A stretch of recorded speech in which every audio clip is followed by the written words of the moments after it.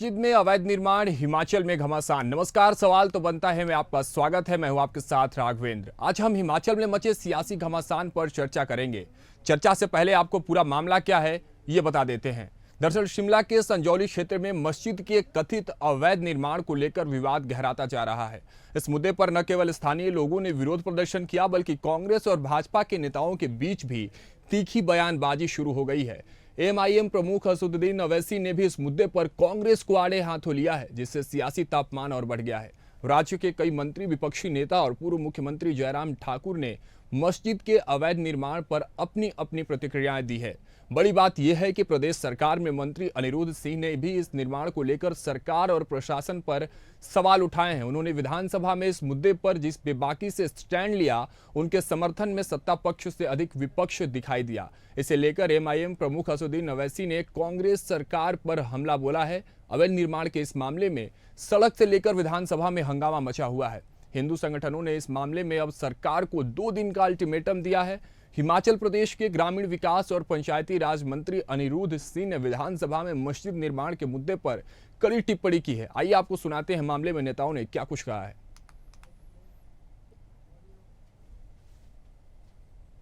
और निश्चित तौर पर किसी भी, चाहे वो कोई भी राजनीतिक दल हो, उस राजनीतिक दल के किसी भी कार्यकर्ता को प्रदेश की कानून व्यवस्था बिगाड़ने का कोई अधिकार नहीं है। ये मैं स्पष्ट तौर पर कहना चाहता हूँ। लेकिन हमें कई बार छोटी बात भी बड़ी बन जाती है, तो हमें इन चीज़ों पर अभी ध्यान नहीं देना चाहिए। थोड़ा बहुत प्रोटेस्ट अभी चल रहे हैं और हमारे जो वहाँ के लोकल एमएलए हैं और हमारे मिनिस्टर, उनको मैंने समझाया है, वो सब लोग बात कर रहे हैं। मंदिर मस्जिद क्या किसी का निजी प्रॉपर्टी या घर का मामला नहीं है। लीगल और इलीगल की बात है। इलीगल इज इलीगल, चाहे वो मस्जिद हो चाहे वो मंदिर हो। लोगों की भावनाएं थी, वहाँ पहुँचे। और हैरानी की बात यह है, जिस ज़मीन पे वो बन रहा है वो गवर्नमेंट की लैंड है, हिमाचल प्रदेश सरकार की लैंड है, वो कब्जाधारी है। और 10 साल केस चलता रहा। 2010 से केस चल रहा है, 2024 आ गया है। इस बीच जो है सारी गवर्नमेंट्स रही हैं, बीजेपी की भी रही हैं, कांग्रेस की गवर्नमेंट्स भी रही हैं। शिमला सिटी में मेयर भी जो है वो बीजेपी के ही रहे हैं, कांग्रेस के भी रहे हैं और कम्युनिस्ट भी रहे हैं। और 10 साल बाद पता चलता है कि जिसके खिलाफ केस लड़ रहे हैं वो उसका कोई लेना देना ही नहीं है, वो ड्रॉप करके फिर वर्कआउट उठ के किया गया है। इसमें हमारा बड़ा स्पष्ट मानना है कि वो अवैध है तो उसको हटाना ही चाहिए। और ये परिस्थिति हिमाचल प्रदेश में बिल्कुल भी जो है वो बर्दाश्त नहीं की जा सकती है कि अवैध तरीके से इस प्रकार से मस्जिद का निर्माण किया जाए और उसके बाद फिर झगड़ा भी किया जाए ऊपर से। और तो मुझे लगता है कि इस पर तुरंत जो कार्रवाई बनती है, सरकार को संज्ञान लेना चाहिए। आज बलबीर वर्मा जी ने, जो विधायक है हमारे चौपाल के, उनने सारे विषय को हाउस में भी उठाया है और वो नोटिस के अंतर्गत जो है, मुझे लगता है कि इसका जो है वो इस मामले को विधानसभा के अंदर फिर से उठाएंगे। देखिए, जहाँ तक हिमाचल प्रदेश की बात है, हिमाचल प्रदेश में मोहब्बत है, सभी के साथ मोहब्बत है और बेइंतहा मोहब्बत है। हम विकास कार्यों को आगे ले जाना चाहते हैं और समाज के हर वर्ग को आगे ले जाना हमारा दायित्व है।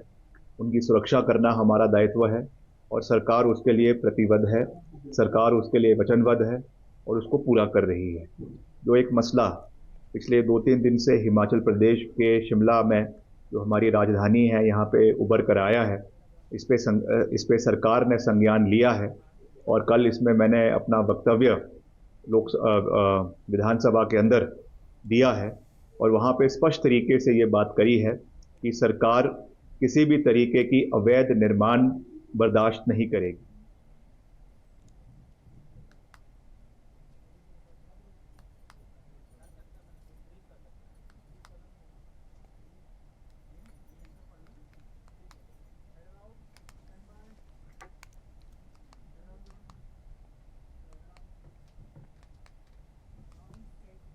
तो सुना आपने तमाम राजनीति में भी इसकी प्रतिक्रियाएं सामने आई हैं।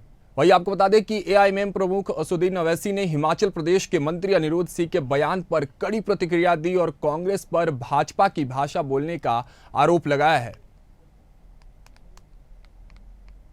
देखिए, हम अवैसी की आपको ट्वीट दिखा रहे हैं आपको। उन्होंने कहा कि क्या हिमाचल की सरकार भाजपा की है या कांग्रेस की? हिमाचल की मोहब्बत की दुकान में नफरत ही नफरत है। ये वीडियो में हिमाचल का मंत्री भाजपा की जुबान में बोल रहा है, यानी कि ओवैसी जो साफ तौर पर है अब कांग्रेस को भाजपा की बोली बोलते नजर आने का ऐसा आरोप लगा है। हिमाचल के संजौली में मस्जिद बनाई जा रही है, उसके निर्माण को लेकर कोर्ट में केस चल रहा है, लेकिन उसी बीच जब ओवैसी की एंट्री होती है इस पूरे मामले में तो उन्होंने जमकर कांग्रेस को घेरते नजर आए हैं और उन्होंने साफ तौर पर कहा कि जो कांग्रेस बोल रही है शब्द तो इनके हैं लेकिन जो जबान है वो भाजपा के नजर आ रहे हैं। संजौली उपनगर में सैकड़ों लोग मस्जिद के कथित अवैध निर्माण के खिलाफ एकजुट हुए हैं। लोगों ने पहले संजौली बाजार में विरोध मार्च निकाला और फिर मस्जिद के बाहर इकट्ठा होकर घेराव किया। उनकी मांग थी कि मस्जिद का अवैध निर्माण तुड़वाया जाए। वहीं मस्जिद के घेराव और बढ़ते तनाव को देखते हुए स्थानीय प्रशासन ने कार्रवाई की। एसपी संजीव गांधी ने आश्वासन दिया कि वह किसी भी सामाजिक तनाव को बढ़ने नहीं देंगे और कानून के तहत सख्त कार्रवाई होगी।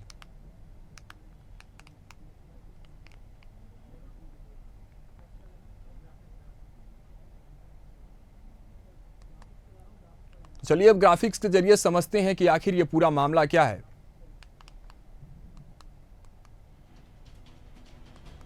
शिमला के संजौली में बनी है मस्जिद, जिसके अवैध निर्माण को लेकर लगातार सियासत जारी है और बवाल भी कटते नजर आ रहा है। उसके बाद एक शख्स से मारपीट के बाद ये पूरा विवाद बढ़ गया है। कैसे ये पूरा मामला संज्ञान में आया, लोगों की नजर में कैसे आया, तो एक शख्स से मारपीट हुई, उसके बाद ये विवाद बढ़ा। लोगों ने थाने का भी घेराव किया था। इस विवाद के बाद जो स्थानीय लोग हैं वो थानों का घेराव करते भी नजर आए थे। आरोप ये कि सरकारी जमीन पर मस्जिद बना हुआ है, यानी एक बड़ा आरोप निर्माण को लेकर, मस्जिद के निर्माण को लेकर है कि सरकारी जमीन पर ये निर्माण हुआ है। मस्जिद का मामला अदालत में विचाराधीन है। मस्जिद का जो ये पूरा मामला जिस पर विवाद चल रहा है, लोग सड़कों पर हैं, विधानसभा में भी मंत्री बोलते आए, ये अदालत में विचाराधीन है। शिमला में 2.5 मंजिल से ऊपर निर्माण की इजाजत नहीं थी, यानी टोटल जो अलॉटमेंट हुआ था वो 2.5 मंजिल बनाने का था, लेकिन फिर भी 4 मंजिला बना दी गई मस्जिद।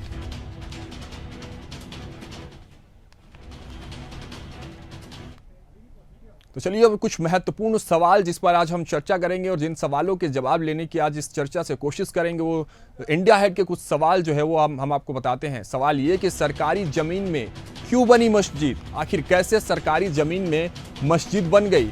2.5 मंजिल से ऊपर निर्माण की इजाजत नहीं थी, फिर क्यों किया गया निर्माण? बड़ा सवाल तो यही है कि जितने की अनुमति थी उससे ज्यादा आखिर कैसे बन गया? मामला अदालत में विचाराधीन, फिर क्यों हंगामा? जब मामला कोर्ट में है तो हंगामा आखिर क्यों?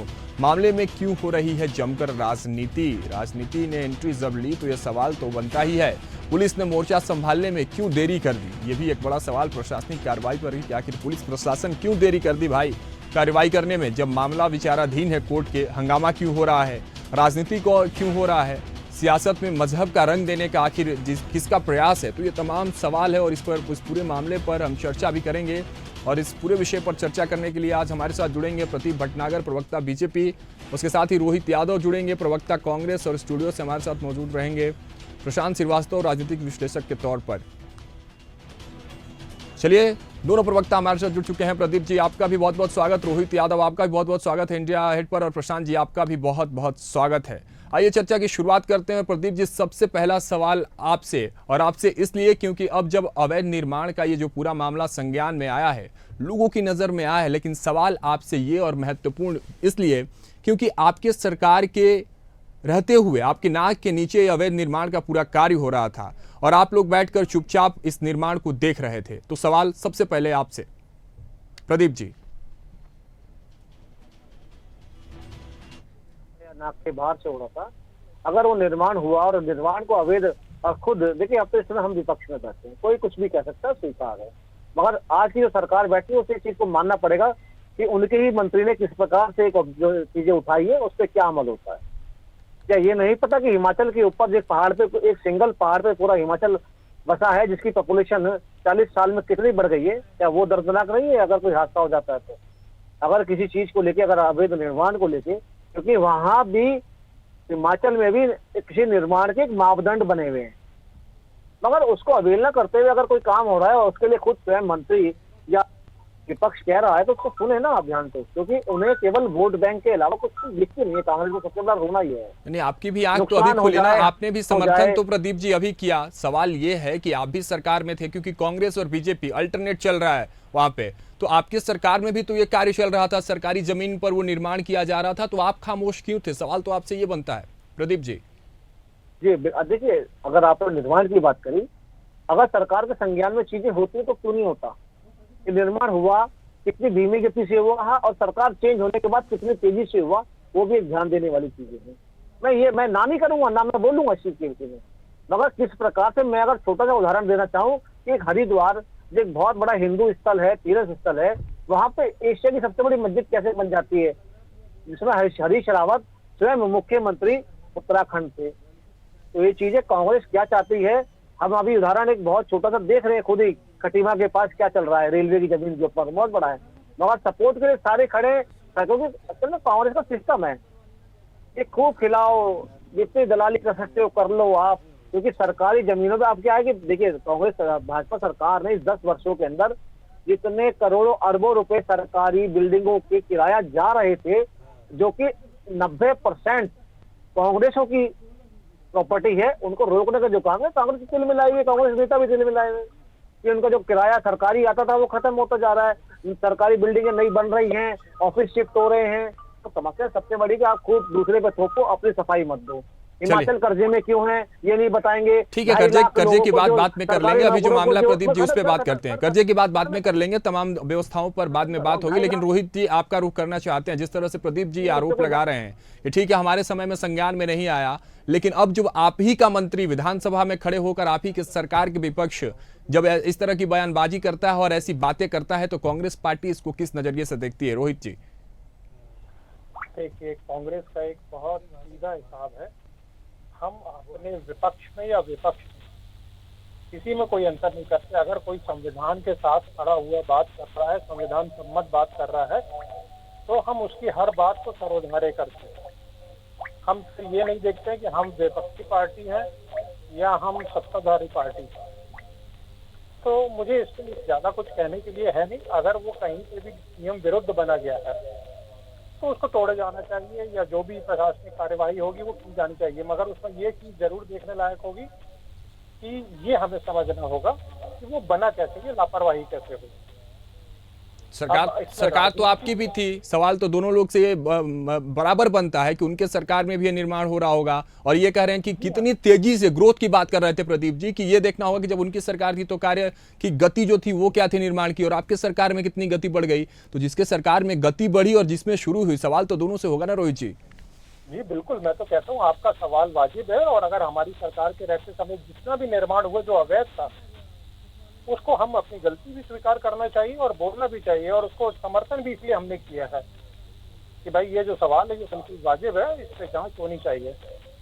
चलिए, मैं प्रशांत जी का रुख करना चाहता हूं। प्रशांत जी, अगर आपके पास कोई सवाल हो जो इन दोनों प्रवक्ताओं से आप करना चाहते हो, चाहे वो भारतीय जनता पार्टी से प्रदीप जी जुड़े हुए हैं, चाहे रोहित जी से, अगर आपके अंदर से कुछ सवाल हो जो इस विषय पर जो वास्तविक प्रमाणित हो इस पर, तो मैं चाहता हूं कि आप प्लीज।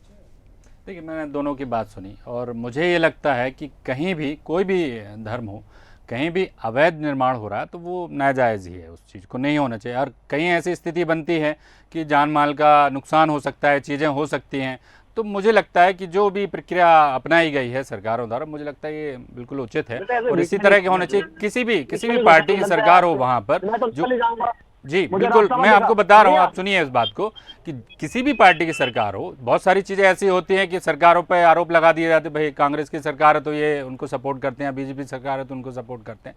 अवैध निर्माण तो अवैध ही है, वो कहीं से वैध नहीं हो जाएगा। तो मुझे ये लगता है कि ये सारी चीज़ें जो हो रही हैं ये बिल्कुल ही उचित हैं, और इसमें मुझे लगता है कि राजनीतिकरण नहीं होनी चाहिए और ना ही इसमें धर्म का कहीं रंग देना चाहिए। ओवैसी जी ने भी उसको धर्म विशेष में रंग दे दिया, तो मुझे लगता है कहीं ना कहीं ये चीज़ें बिल्कुल सही नहीं हैं। जो उचित है वही होना चाहिए। और ये मैं देखता हूँ, बहुत समय से देख रहा हूँ, पहले बीजेपी की सरकार थी तभी भी कभी भी ऐसी उस पर कार्रवाई नहीं की गई, फिर कांग्रेस की सरकार आई, चीज़ें कार्रवाई की गई, तो उस पर हमको धर्म विशेष का रंग नहीं देना है, या फिर हमको इस तरह का नहीं, हिंदू मुस्लिम नहीं करना है उसको।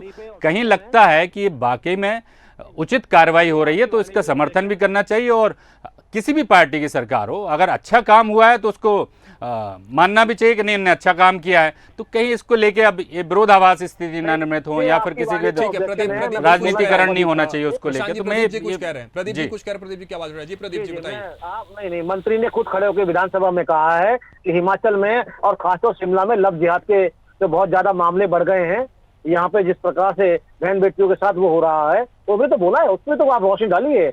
ये ऐसा स्टैंड क्लियर करें, बिल्कुल बोलिए स्पष्ट। ये बेटा वाला नहीं, बिल्कुल सारा स्टैंड ही क्लियर है उसमें, ये नहीं। अभी जो मामला चला अवैध निर्माण को लेकर था, मस्जिद लेकिन अवैध एक निर्माण में हो शांति गया। और प्रदीप जी बिल्कुल एक सवाल महत्वपूर्ण ये हो जाता है। सुन लीजिए प्रदीप जी, सवाल मैं ले लेता हूँ, आपके सवालों का जवाब रोहित जी से ले लेंगे। सुन लीजिए, मंत्री कह रहे हैं, सुन लीजिए। हाँ सही है, सही कह रहे हैं आप। जब बात अवैध निर्माण की हो रही थी, विधानसभा में मंत्री बोल भी रहे थे, अवैध निर्माण के बीच में रोहिंग्या कहां से आया, बांग्लादेशियों की बात कहां से आई और लव जिहाद कहां से आया? रोहित जी इस पर आप जवाब दीजिए। जब बात अवैध निर्माण की हो रही थी, जब ये 3 विषय मुख्य रूप से उठाए जाते हैं मंत्री की तरफ से, तो सच्चाई कितनी है इसमें? क्या इस पर जवाब कौन देगा, मौजूदा सरकार या पहले जो सरकार रह चुकी है वो? रोहित जी जवाब आप दीजिए। जवाबदेही हर उस भारत, आवाज उठाइए रोहित जी की। रोहित जी जी मैं कह रहा हूँ, जवाबदेही सिर्फ सांसद, विधायक, मंत्री या शासन की नहीं है। ये जिम्मेदारी हर एक भारत के उस जिम्मेदार नागरिक की है जिसको वोट डालने का अधिकार है या वो अपने आप को भारतीय समझता है जी। और ये वाजिब जो सवाल है, जब वो पूछे जाए तो उसे समर्थन मिलना चाहिए, अगर कहीं गलत हो तो उसका विरोध भी होना चाहिए। मेरे प्रदीप भाई जो मेरे भाजपा के मित्र हैं, वो बहुत जल्दी वो इस मामले में थे कि किसी तरह से मैं इसको राजनीतिक रंग दूं और धर्म का रंग दूं। वो बड़े बेचैन नजर आए मुझे अभी, कि वो बोल रहे थे कि लव जिहाद बढ़ गया और ये हो गया, वही बेचैन नहीं है रोहित जी, सिर्फ वही बेचैन नहीं है। मुस्लिमों का पक्ष रखने वाले ओवैसी जी कह रहे हैं कि कांग्रेस जो है अब मुस्लिमों का जो है वो मुस्लिम विरोधी हो गई है। इस तरह का जब आप कार्य करते हैं तो वैसी का भी बयान आता है जो मुस्लिमों के पक्षधार है। देखिए, एक बात बहुत साफ तौर पे कहना चाहता हूं मैं, ना कांग्रेस भाजपा जैसे किसी एक स्पेसिफिक धर्म विशेष के लिए काम करती है, ना ओवैसी जैसे किसी धर्म विशेष के लिए काम। हम सिर्फ भारत के लिए काम करते हैं। जो प्रदीप जी देखिए, बड़ा आरोप लग रहा है, आप समुदाय के लिए काम करते हैं, एक रंग के लिए काम करते हैं। भारतीय जनता पार्टी भारतीयों के लिए इतना काम करते हैं कि ये जाके अमेरिका में जाके और विदेशी धरती पर जाके कितने देश की तारीफ करते हैं इनके मुखिया नेता विपक्ष है, जिनको ये नहीं पता कि मुद्दों पे बात होनी चाहिए। विपक्षी दल होने के नाते देश के विकास की बात होनी चाहिए। ये देश की 2-4 विकास तो बता दें कि हिमाचल में कितना विकास कर दिया, थोड़ा 2-4-5 बता दीजिए।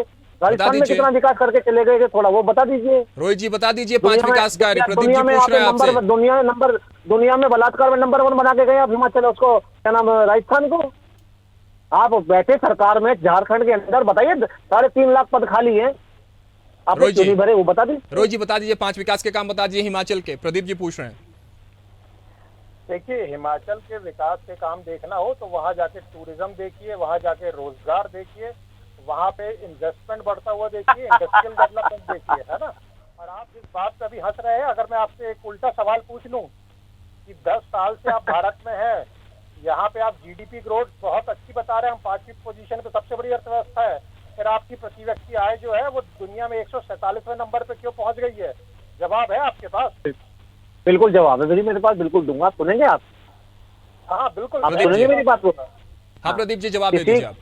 हाँ, किसी कारखाने को कंपनी में बदलने के लिए ना बहुत लंबा टाइम लगता है। अगर इस देश को चलाने के लिए अगर आप ढंग से चलते होते, देश को कंगला करके ना छोड़ते हो, तो जीडीपी 146वें नंबर पे नहीं होते हम साहब। आपने तो वो हाल बताया देश का कि आपको तो AK-47 की गोली तो खरीदने के पैसे नहीं थे। आप क्या बात कर रहे हैं? आप रही आप उसकी बात, आप बता दीजिए दुनिया में आज सौर ऊर्जा के अंदर आज देश का नंबर 1 कौन है, बता दीजिए मुझे। अरे मैं आपसे पूछ रहा हूँ, आप छोड़िए, बता रहे हैं काम कहना हो नहीं, आप जो सवाल पूछना चाहते हैं, ये तो आपको ही पता है कि आपने देश को क्या करके छोड़ा और आज देश किस पथ पे खड़ा है। आज ये वही हिमाचल सरकार है जहाँ प्रियंका जी बोल के आई थी। सुन लीजिए सर, सुन लीजिए, एक बार सुन लीजिए। चलिए, आप लोग तो लड़ते ही रहेंगे आपस में, मुद्दे से भटक जाते हैं दोनों लोग, कोई इस राज्य में चला जा रहा है, उस राज्य में। हिमाचल पे ही हूँ सर, मैं हिमाचल पे ही हूँ। जल्दी से दीजिए, फिर प्रशांत जी का रुख करेंगे। श्रीमती सोनिया वाड्रा जी वादा करके आई थी कि पहले विधानसभा की मीटिंग के अंदर 1 लाख रोजगार, सबको पेंशन दिया जाएगा, मतलब नौकरी, सरकारी नौकरी दी जाएगी। मगर आपके मुख्यमंत्री कह रहे हैं हमने नौकरी की बात ही नहीं करी, हमने तो रोजगार की बात करी थी। ठीक है, उन्होंने वो भी बंद कर दिया। आप दोनों का रुख करेंगे, तुरंत रुख करेंगे। हाँ, मैं खत्म कर रहा हूँ सर, खत्म कर रहा हूँ। आपने वहाँ 4 रुपए डीजल पे रेट बढ़ा दिए, आप तो महंगाई कब करने गए थे हिमाचल में सरकार बना के? थोड़ा मुझे जवाब दे दीजिए। कर्नाटक में आप लोगों ने इतना जाति क्यों करी उनके राज्यों के उनके? ठीक है, वापस लौटेंगे दोनों के पास, लेकिन प्रशांत जी इन दोनों को आप सुन रहे थे जिस तरह से लगातार ये दोनों अलग अलग राज्यों में एक मतलब डेविएट करने की कोशिश तो दोनों लोग कर रहे हैं, इसमें दो राय नहीं, लेकिन हम बात हिमाचल पे ही करेंगे। डेमोग्राफी चेंज की जब बात करते हैं प्रशांत जी हम लोग, तो जिस तरह से लगातार अनिरुद्ध सिंह ने विधानसभा में बात की रोहिंग्या को लेकर, बांग्लादेशियों के घुसपैठ को लेकर और तमाम लव जिहाद का भी मामला छेड़ दिया, तो डेमोग्राफी चेंज की जब हम बात करते हैं कितना प्रभावित करता है किसी एक क्षेत्र को, किसी एक राज्य को डेमोग्राफी चेंज? देखो बिल्कुल बिल्कुल करता है। इस बात को लेकर हमको एक चीज़ और समझनी पड़ेगी कि आरोप प्रत्यारोप की राजनीति है। जहाँ पर राज्यों में अलग अलग पार्टियों की सरकारें हैं तो दूसरी पार्टी आरोप लगा देती है कि इनके यहाँ पे ये चल रहा है, या फिर लव जिहाद हो रहा है, या फिर अवैध निर्माण हो रहे हैं, या फिर विकास कार्य ही नहीं हो रहा है। लेकिन पूरी देश की हम जब स्थितियाँ देखते हैं तो हर राज्य की स्थितियाँ लगभग समान ही दिखती हैं, उसमें कहीं कोई चेंज नहीं दिखता है। तो कोई भी स्वीकृति नहीं करता है कि नहीं मेरे जो राज्य हैं जहां हमारी सरकारें हैं वहां गलत हो रहा है या फिर सही हो रहा है, तो कोई एक दूसरे को कभी सपोर्ट नहीं करता, बस विरोधाभास की स्थितियां। देश की जनता की कोई बात ही नहीं करनी है। अगर कहीं अवैध निर्माण है तो उसको स्वीकारिए कि हाँ अवैध निर्माण हुआ था, अगर उसको ढा दिया गया सारी चीज़ें क्लियरली हो गई। तो मुझे लगता है कि बीजेपी को भी बड़ा दिल रखना चाहिए। अगर कहीं अच्छा काम हुआ तो उसको प्रशंसा भी करनी चाहिए दूसरी पार्टी की, नहीं यार अच्छा काम हो गया। अवैध निर्माण दोनों किसी भी धर्म में हो सकता है, कोई फिक्स नहीं है। मेरा ये कहना है कि कोई भी धर्म कहीं भी अगर अवैध निर्माण करता है और ऐसी गतिविधियां संचालित की जाती हैं किसी भी धर्म द्वारा, चाहे वो हिंदू हो, मुस्लिम हो, सिख हो, ईसाई हो, किसी भी धर्म में, तो वो गलत है। तो गलत को गलत तो कहना चाहिए ना हमको, कि अगर उसमें कार्रवाई हुई है तो उसको सही भी कहना चाहिए। प्रदीप जी को तो मनमांगा मुराद मिल गया है, पका पका पकवान मिल गया प्रदीप जी आपको। कांग्रेस ने खुद को अपने आप को कटघरे में खड़ा कर लिया, आपको तो पका पका पकवान मिल रहा है, आपको मजा आ रहा है खाने में। लेकिन सियासत का जो रंग है, मजहब का रंग जो है, उसमें ये ना करे। प्रशांत जी यही कर रहे हैं, इस पर अपनी प्रतिक्रिया दीजिए। नहीं, मजहब की बात नहीं है, ये दोहरी बात कर रहे हैं। अभी मंत्री स्वयं कहा है कि लव जिहाद के मामले बढ़ गए, संख्या बढ़ गई है रोहिंग्यों की और बांग्लादेशियों की। उससे कोई एक आवाज भी आई इनकी साथ में बैठे कांग्रेस समर्थन करने के लिए? क्या बोलेंगे मंत्री ने क्यों बोला विधानसभा में, अगर इतने जिम्मेदार थे तो? अब मेरी छोड़िए, हम तो चलो हम तो विपक्ष में बैठे, हम तो राजनीति कर रहे हैं, मगर खुद एक मंत्री बोल रहे हैं, उन पर तो कुछ बोल दीजिए। रोहित जी, ये तो बात उन्होंने कही थी, लेकिन इसके साथ एक और कोटेशन में उनकी बात से वक्तव्य से जोड़ता हूं, फिर आपसे जवाब लूंगा। उन्होंने कहा विधानसभा में कि कांग्रेस जो है खुद अपने आप को, उनके बात से लगा कि कांग्रेस खुद अपनी सरकार को कटघरे में ला रही है। उन्होंने साफ तौर पे कहते हैं, हम आपको उनको सुन सकते हैं, वो कह रहे हैं कि किसी एक विशेष समुदाय पर कार्रवाई होना अति आवश्यक है। किस समुदाय की बात कर रहे हैं? जब हम मजहबी रंग की बात करते हैं, जब कहते हैं कि हरे और भगवे और किसी अन्य रंग की बात न करें, तो वो किस समुदाय पर कार्रवाई की बात कर रहे हैं? और जिस तरह से प्रदीप जी का सवाल था उस पर भी आपका जवाब चाहते हैं। रोहित जी देखिए, मैं आपको सबसे अच्छी बात तो ये बताऊं कि ये कांग्रेस का मंत्री या विधायक की विधानसभा के अंदर अपनी सरकार रहते हुए ये बात कर सकता है। ये भाजपा के अंदर किसी भी तरह से संभव नहीं है। इतनी लोकतांत्रिक स्वतंत्रता वहां पे है नहीं उनके पार्टी के अंदर। अगर आप एक वक्तव्य दे देते हैं ऐसा कुछ, तो आपको अगले दिन या तो टर्मिनेट कर दिया जाएगा या आपको पनिशमेंट तो मिल ही जाएगा, इसमें कोई शक नहीं है। अब रही बात जो उनका ऑब्जर्वेशन है, अगर उनने उस ऑब्जर्वेशन पे विधानसभा के अंदर कोई बात कही है, पूरी जिम्मेदारी के साथ कही है, मुझे ऐसी उम्मीद है, तो आने वाले समय में उनकी संख्या, उनके तथ्य भी सामने रखेंगे और उनसे पूछे भी जाने चाहिए। और अगर ऐसा कोई मसला वहां पे मिलता है तो उसका समाधान जो प्रशासनिक रूप से किया जा सकता है, जो शासन में, जो कानून के दायरे में रह के किया जा सकता है, वो भी किया जाएगा, उसमें भी कोई दो राय नहीं है। मगर हाँ, मुझे इस बात पे गर्व है कि मैं एक कांग्रेस का प्रवक्ता हूँ और हमारे यहाँ आज भी ये पार्टी जिंदा है कि हम हिम्मत के साथ विधानसभा के अंदर अगर कोई बात सच है तो उसको सच, और अगर झूठ है तो झूठ बोलने की हिम्मत रख सकते हैं। तो हमें उसके लिए कम से कम किसी से डरने या छुपने की जरूरत नहीं है।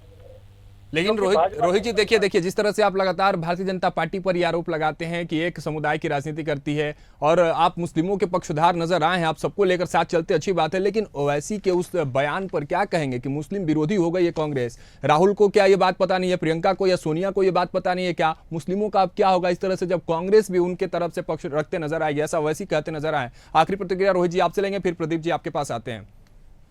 देखिए, AIMIM जो है वो बहुत क्षेत्रीय स्तर की राजनीति करती है, और मुझे तो जो लगता है, मैं पर्सनली फील करता हूँ कि वो तो भाजपा की टीम भी है। ध्रुवीकरण के अलावा उनके पास कोई दूसरा काम नहीं है। हमने उनको कुछ जरूरत से ज्यादा तवज्जो दे रखी है। पूरे हिंदुस्तान में उनका वजूद उठा के देखेंगे तो 0.01% भी नहीं है। ये बी की लड़ाई कहां तक चलेगी? एक तरफ आप कहते हैं वो उनकी टीम बी है, प्रदीप जी अभी आएंगे कहेंगे कि आपकी टीम बी है। ये टीम बी की लड़ाई ए में कब तब्दील होगी? किसके तरफ से वो रहेंगे? प्रदीप जी आप बताइए, प्रदीप जी की आवाज उठाइए, प्रदीप जी आप बताइए।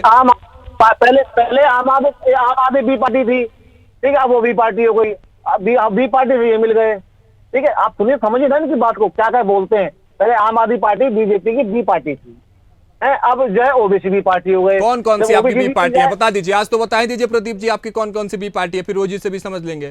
सर हमारी कोई भी और सी पार्टी नहीं, हम तो अपने दम पे लड़ना जानते। ये जब कांग्रेस को ईमानदार बता रहे हैं तो मुझे बता तो दीजिए कि लोकसभा ईमानदार से क्यों नहीं जीत ली? 8,500 रुपए क्यों वादे करे थे कि 5 तारीख को 8,500 रुपए मिलेंगे? आपने गरीबों को लूटा, आपने गरीबों का शोषण करा, आपने बदतमीजी करके आपने। चलिए आखिरी प्रतिक्रिया प्रदीप जी, हिमाचल के इस पूरे मामले पर, प्रदीप जी हिमाचल के इस पूरे अवैध निर्माण के मामले पर आपकी आखिरी प्रतिक्रिया। हिमाचल की जनता को जो ठगा है इन्होंने, उस पर कोई जवाब है? नहीं है कोई जवाब। हिमाचल को जो झूठ बोल के इन्होंने सरकार बनाई, कर्नाटका में झूठ बोल के सरकार बनाई, वहां बेचारे त्रास है। ठीक है रोहित जी, आपकी आखिरी प्रतिक्रिया। तमाम सवाल, तमाम जवाब, तमाम टीमों की बात कर ली हमने, ABC फला फला फला जेड तक हम लोग चलेंगे, लेकिन अब हिमाचल पर आते हैं और आखिरी प्रतिक्रिया गंभीरता से आपसे चाहते हैं रोहित जी। मैं हिमाचल के सिर्फ इस मुद्दे पे मैं ये प्रतिक्रिया नहीं, बल्कि मैं पूरे हिमाचल के लिए देना चाहता हूँ कि सबसे महत्वपूर्ण बात यह है कि वहाँ पे प्रेम, सद्भाव और भाईचारा बना रहे, जो भी कानून के दायरे में रहे। लेकिन एक सवाल मैं चाहता हूँ और आपसे पूछ ली रोहित जी, जिस तरह से आपके मंत्री जी की तरफ से आज बयान आ गया, इस तरह की वो कार्रवाई की बात कर रहे हैं, वोट परसेंटेज में कमी देखने को मिलेगी क्या मुसलमानों की तरफ से? कांग्रेस ने वोट की चिंता करी नहीं कभी। अगर हमें ऐसा ही होता कि हम कांग्रेस में वोट की चिंता करते तो आज हम जिस स्थिति में, उस स्थिति में नहीं होते। 50 साल शासन करने के बाद। क्यों झूठ बोल रहे हैं आप बैठ के यहाँ पे? आप प्लीज झूठ मत बोलिए, कसम है आपको। झूठ नहीं, सुनिए प्रदीप जी, अगर आप प्लीज सर, प्लीज झूठ प्लीज सर। चलिए कसम खाने की बात नहीं है, अच्छी बात है कि किसी रंग की राजनीति नहीं होनी चाहिए। चलिए बहुत बहुत धन्यवाद आप दोनों का। लेकिन उससे पहले प्रशांत जी, आपकी तरफ से एक आखिरी प्रतिक्रिया, क्योंकि आपने तमाम प्रवक्ताओं को सुना और पूरा मामला आपके संज्ञान में, बहुत बेहतरीन तरीके से आप उसको अध्ययन भी कर रहे हैं, तो क्या कुछ कहेंगे? क्योंकि जिस तरह से देवभूमि क्षेत्रीय संगठन जो है, एक पार्टिकुलर समुदाय का कब्जा किया जा रहा है बांग्लादेश में, ऐसा उनका आरोप है। इसी बात को लेकर वो कहीं ना कहीं सड़कों पर भी वो कह रहे हैं कि अगर ऐसी स्थिति रही तो बांग्लादेश की स्थितियां कहीं ना कहीं हिमाचल में भी, पूरे देश में देखने को मिलेंगी। तो इन सारी तस्वीरों को समेटते हुए आखिरी प्रतिक्रिया मैं आपसे चाहता हूं। सभी लोगों की बात सुनिए, वो सारी चीज़ें देखें। मुझे लगता है कि हिमाचल में जो भी एक घटनाक्रम चल रहा है, राजनीतिक घटनाक्रम है, इसमें मजहबी रंग नहीं देना चाहिए। कहीं ना कहीं इन चीज़ों पर विराम लगाना चाहिए और मुझे लगता है दोनों पार्टियों को मिल के अच्छे हिमाचल के विकास की बात करें, जनता के हित की बात करें। यही मैं संदेश देना चाहता हूँ। मैं आग्रह भी करना चाहता हूँ दोनों पार्टियों से, किसी भी तरह से हिंदू मुस्लिम ना हो और विकास की बात हो, हिमाचल के उत्थान की बात हो और भाईचारा बना रहे सभी जगह, तभी एक आदर्श प्रस्तुत होगा सभी जगह, हिमाचल ही नहीं पूरे देश में जहाँ जहाँ भी चीज़ें हैं, ये घटनाक्रम होते हैं। तो मुझे लगता है कि दोनों पार्टियों को मिलके और इन सब चीज़ों का समाधान निकालना चाहिए और यही मेरा एक सभी से अनुरोध भी है और यही मेरी प्रतिक्रिया है इसमें चीज़ में। और इस बात पर, अवैध निर्माण पर, यह चीज़ अच्छी लगी प्रशांत जी की दोनों पार्टी जो है, भारतीय जनता पार्टी और कांग्रेस पार्टी भी, हालांकि अब अंदर की जो बातें हैं वो क्या कुछ चल रही है तो अंदर के नेता और पार्टी ही जाने, लेकिन इस बात पर यह अच्छा लगा कि दोनों पार्टियां जो है अवैध निर्माण को लेकर एक साथ खड़ी हुई हैं। चलिए प्रदीप जी बहुत बहुत धन्यवाद हमारे साथ जुड़ने के लिए, रोहित यादव जी आपका भी बहुत बहुत धन्यवाद और प्रशांत जी आपका भी बहुत बहुत धन्यवाद हमारे साथ जुड़ने के लिए। तो इस चर्चा से जो सामने निकल कर आया कि रंग की राजनीति जो है वो बिल्कुल नहीं होनी चाहिए और इसके बाद जो अवैध निर्माण की जो पूरी प्रक्रिया है, मस्जिद को लेकर जो पूरा बवाल कटा हुआ है हिमाचल की सड़कों पर, विधानसभा तक जो सड़क से सदन तक जो प्रक्रिया वो चली गई है।